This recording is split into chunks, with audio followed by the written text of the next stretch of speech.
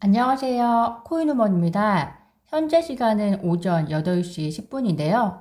어제는 제가 속보의 형태로 6월 미국 고용지표가 발표되고 나서 최대한 빠르게 업데이트 드리고자 방송을 드렸습니다.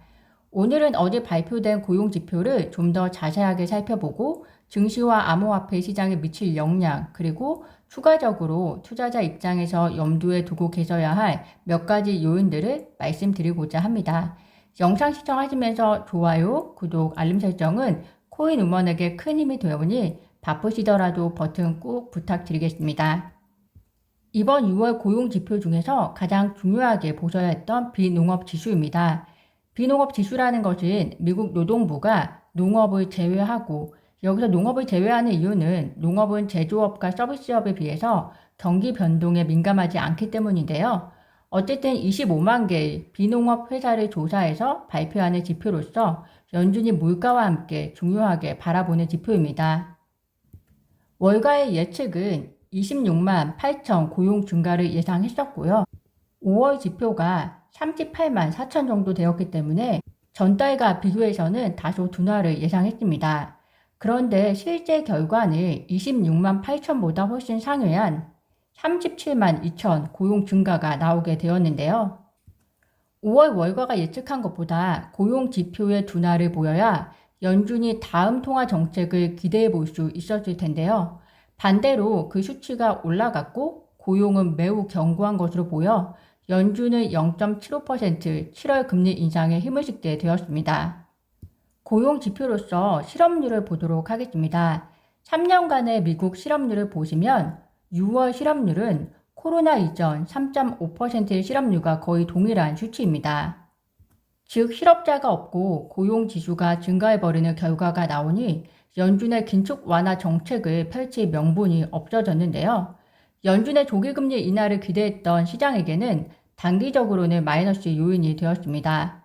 더불어 기억하시겠지만 미국 정부가 계속적으로 인플레이션을 위해 금리를 올려도 미국의 경기는 연착륙할 수 있다고 내세운 이유 주요한 두 가지 중 하나는 미국의 고용이었고 다른 하나는 저축에 대한 건실함이었습니다. 고용의 건실함은 이번 기회에 연준 스스로도 다시 한번 확인한 계기가 되었다고 생각합니다. 어제 6월 미국 고용지수 발표 이후 증시 현황 보도록 하겠습니다. 장은 혼조세를 이루며 마감하였는데요.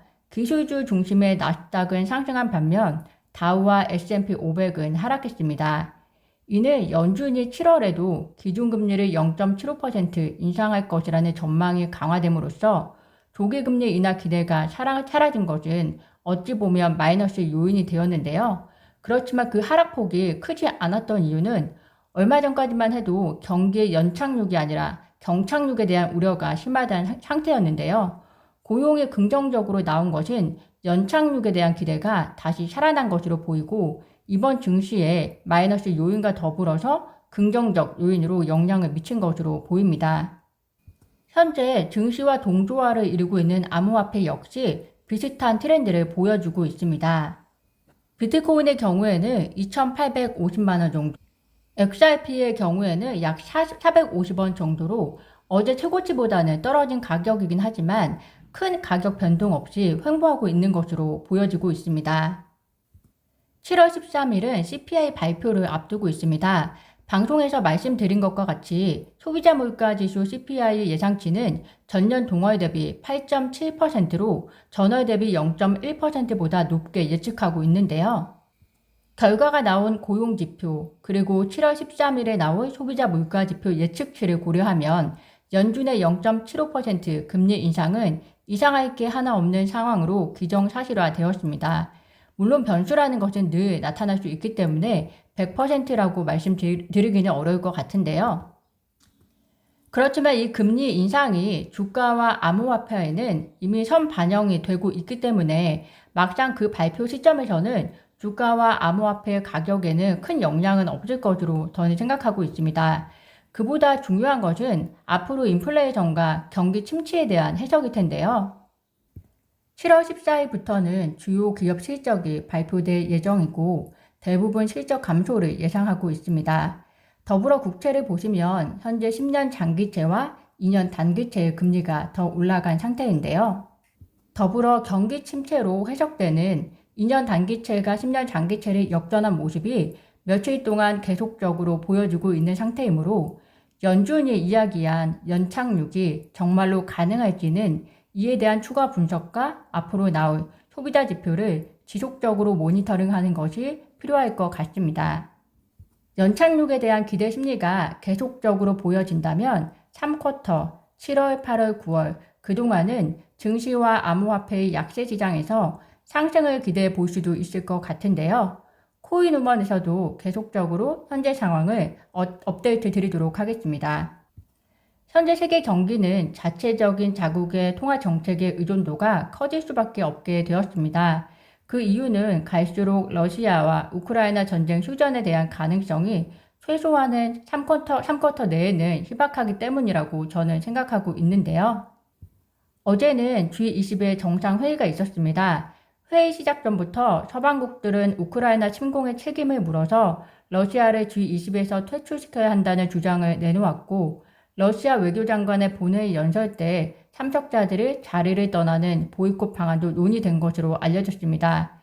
현재 미국의 경우는 뜻을 같이 하는 국가들과 함께 별도의 성명을 추진하고 있는 것으로 알려졌고, 중국과 러시아의 경우는 7일에 별도 양자회담을 갖고 전략적 협력을 위한 결속을 다진 것으로 알려졌습니다.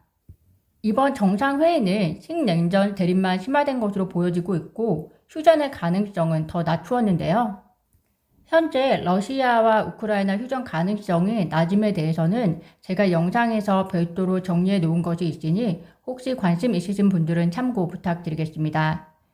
오늘은 6월 고용지표와 그리고 경기 연착륙 확인을 위해 저희가 고려해야 하는 다양한 요인들을 어떻게 모니터링해야 할지 나누어 보았고요. 증시와 암호화폐에 어떤 영향이 미치고 있는지도 간단히 나누어 보았습니다. 부족한 영상 시청해 주셔서 진심으로 감사드리며 구독과 좋아요, 알림 설정은 코인우먼에게 큰 힘이 됩니다. 감사합니다.